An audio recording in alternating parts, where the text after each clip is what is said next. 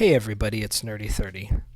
I wanted to say thank you so much for tuning in for another video. I'm excited about this video because it's the first video I've made since I've moved into my new home. I apologize for my extended absence from the channel, and as anybody who's ever moved, you know that moving can take a lot of time, energy, and effort. Now that I'm all moved in, I have a game room that needs to be filled, and I decided what better way to do that than with a new challenge. Inspired by Retro Rick's $10 game collection and mixing in some rules from Phoenix Resales Mission Switch, the rules are simple. I start with $5 and I have to find something that I could buy to make profit to grow the profit pile in order to buy stuff for the collection. If I don't have the profits for it, I don't buy it. The twist with this challenge is the profits do not carry over from episode to episode. Here's a sneak peek of the game room. We've used this room as a launch pad to unpack the rest of the house, and we still have a little bit of unpacking left. And as you can see, I'm in the process of painting the room. If the video gets, let's say, 500 views, I'll make an episode 2 of this. So far, I'm wanting to see if we really can build a collection and make some profit with $5. Let's get started. The first stop of mine was a local pawn shop, which I apologize I don't have any footage from. They're very finicky about filming, and I've gotten good deals before. Fortunately, they didn't have a category in their systems to sell this as a DS game, so they sold it to me as a PS3 game. So for $3, I think we're off to a great start, and we added a nice bit of profit to the game fund. All of the pricing of anything I find is going to be shown with price charting. And I understand that that doesn't represent if something works, if it's complete, if a console might be damaged or missing a controller, but I'm using it as just a loose generalization since that is a common standard in the industry. First stop of the video is a Habitat for Humanity restore that I found. I've never been to the store before and had to make a beeline to the bathroom, but upon exiting the bathroom, I actually stumbled upon this Wii. It was pretty dirty, but for $10, I thought it was a great way to start the video. Please forgive me as I'm still learning how to film and what works best for me, but I'm also kind of nervous about filming in public, so you may see stuff cut out, or whatnot, just kind of depending on the atmosphere and if there's a lot of people around. My privacy is important to me, and I try to respect other people's privacy as well.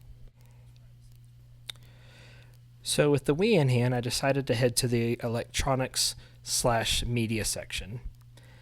I apologize if some of the footage is a little zoomy. My eyes work a little faster than my hands do with the camera, so what I'm scanning, sometimes that gets a little blurry. I apologize, and I'm going to work on it. I noticed some of their electronics seem to be pretty reasonably priced, and I know that you can make money with stereo equipment, but I'm not too familiar with that category. So if you see anything that I missed that could have been profitable, please comment down below what it was. As resellers, flippers, enthusiasts, we can help grow the community by giving tips and tricks. This was the first game I found at this restore, and it was in good shape, but not something I was interested in, or was it worth anything. One tip for beginners that I like to give to people is to always check CD piles. It's very common for PlayStation 1 games to be sorted into CDs as they have the same jewel cases. An easy way to tell a PS1 game from a CD is the NTSC logo on the spine of the case. Our first Goodwill of the day is this one south of Little Rock. all of the locations that I'm visiting today are in the Little Rock metro area. I've had really good luck with this Goodwill in the past, but as you could see, they have a really decent selection of media, but I didn't really see anything. Like most Goodwills, they had a really large selection of VHS, and I do apologize. Once again, after reviewing the footage, I could see I am scrolling a little fast to see what the titles are. I'm usually looking for anime or any type of cartoon VHS that I grew up with. But once again, if you see anything that is valuable or profitable, let me know. If you have any recommendations for any channels that focus on VHS, tag them below. Let's spread content to like-minded viewers. I really like the Star Trek collection. Next came to the electronic section of this Goodwill. This Goodwill is usually really good about pricing their electronics when compared to other Goodwills in the area. It's amazing to me how Goodwills can be 10 minutes apart from each other and the prices can vary wildly. Like this Blu-ray player for $9. Seems like it's a pretty solid deal. This little 19-inch TV caught my eye. I have one very similar to this one, and I really enjoy it because of the mixture of HDMI and AV and component. It makes testing and putting older consoles on one TV really easy. Now, one thing that I found interesting about this TV is there were some sold listings on it that were quite profitable, but the issue is these, I believe, are slow sellers. I have had some luck selling smaller TVs like this, but for how much space they take up, and $10 here, $15 there can really add up to a lot of inventory just sitting there. So I don't really move these or buy these to resell. What about you? Do you resell TVs? What other electronics are you finding that you're having luck selling? Here's some eBay footage that I took of just some recent listings that were for sale versus some currently sold to kind of show you some of the potential profits that could be made on small things like these TVs. Take note of the time and the date stamps to see how frequent or infrequent items like this are selling. Next up was the Habitat for Humanity Restore in Little Rock. First thing I saw walking in the front door was this behemoth 32-inch Vizio. A TV like this would be perfect for a mixture of older consoles up to maybe the PS3, Xbox 360 with a good mixture of HDMI component and AV cables. But for $80, I thought the TV was quite steep considering it was donated for free. Saw this little floor TV with no stand or no price, so I left it.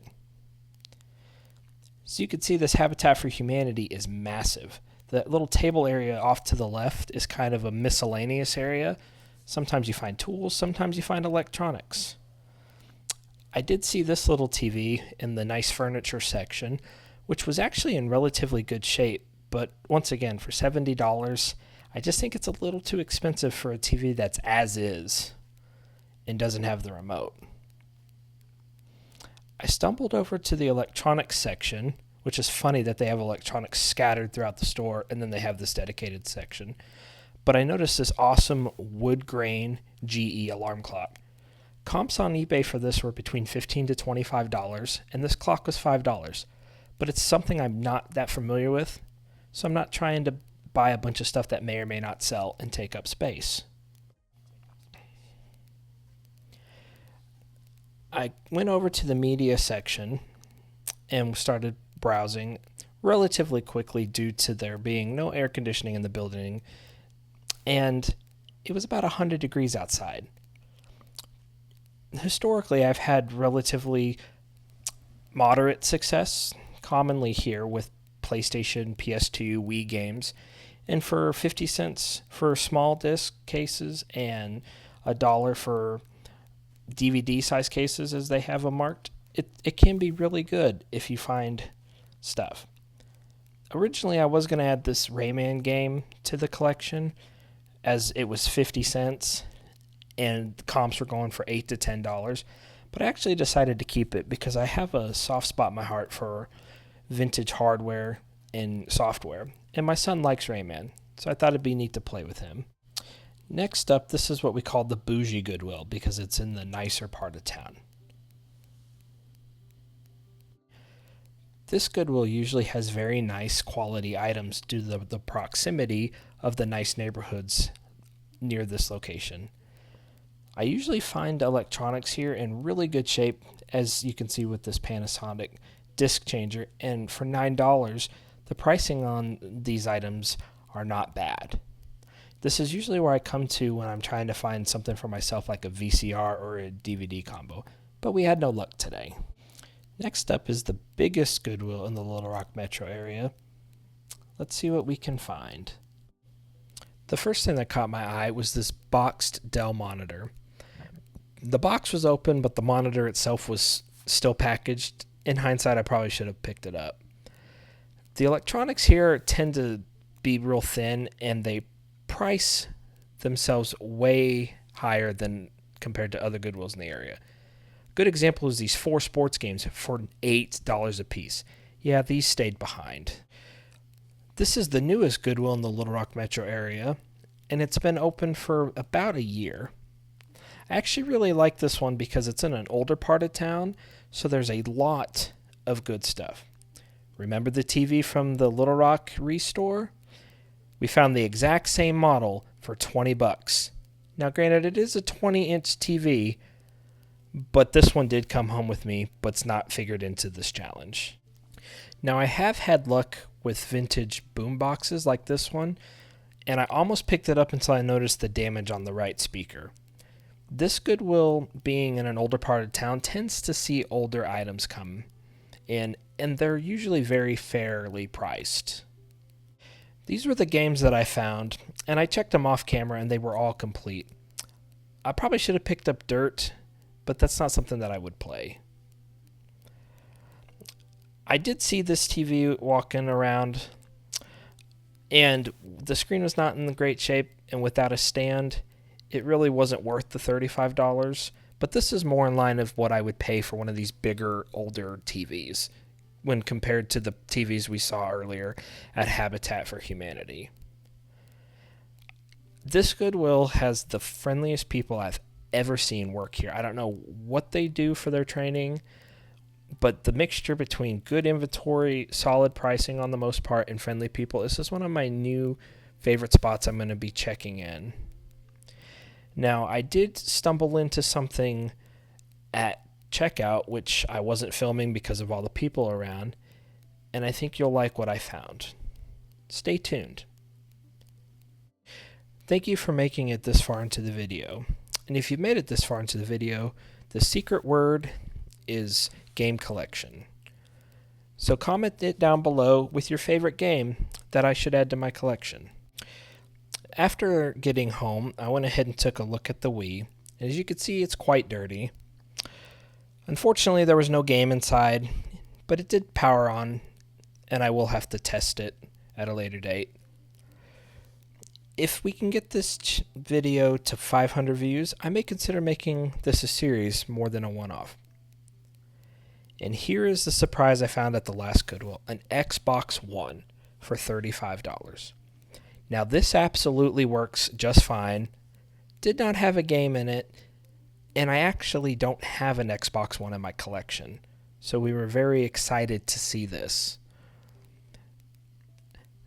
I really appreciate your support and want to say thank you so much for watching.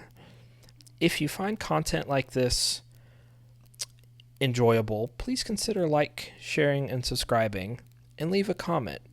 As I've said before, if we can get this video to 450 to 500 views, I'll consider doing this again. I don't want to dedicate my limited time to a series that you guys don't like. And if this is something that you enjoy, please let me know. I really enjoyed taking this time to go out and find stuff like this.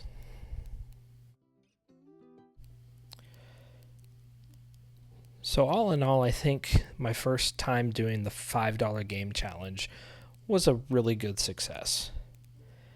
If you really like this content, please let me know, and it'll help persuade me to do this more. So after it was all said and done, I turned $5 into $188.78 worth of items. Now, I'm not quite sure what I'm keeping or what I'm selling, but I'm going to hold on to the stuff for now, and we'll see where the series goes. I want to say thank you once again for watching, and I'm Nerdy30, and I'm signing out.